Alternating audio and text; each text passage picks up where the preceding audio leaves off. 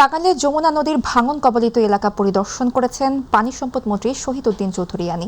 পরিদর্শন শেষে তিনি বলেছেন, যমুনা নদীতে টাঙ্গাইল অংশে স্থায়ী বাঁধ নির্মাণ করা হবে। দুপুরে টাঙ্গাইল সদর উপজেলার কাকুয়া ইউনিয়নের চরপৌলি এলাকায় যমুনা নদীর তীরে আয়োজিত মতবিনিময় সভায় প্রধান অতিথির বক্তব্যে তিনি কথা বলেন।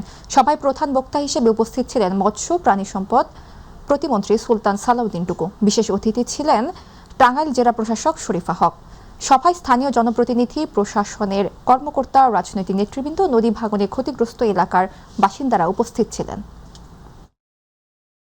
এই অঞ্চলে একটা স্থায়ী বাঁধ নির্মাণ করব, যেটা হলো চরপৌলি থেকে আমাদের এই যে অমরপুর নামক স্থান পর্যন্ত বন্যা নিয়ন্ত্রণ বাঁধ।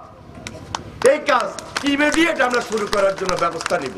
হয়তো এই অর্থ বছর হবে না, আগামী অর্থ বছরে নেওয়ার জন্য যত রকমের পরিকল্পনা আছে, আমরা সকল পরিকল্পনা নিয়ে আপনাদের এখানে এই স্থায়ী বাঁধ নির্মাণ করবেন ইনশাআল্লাহ।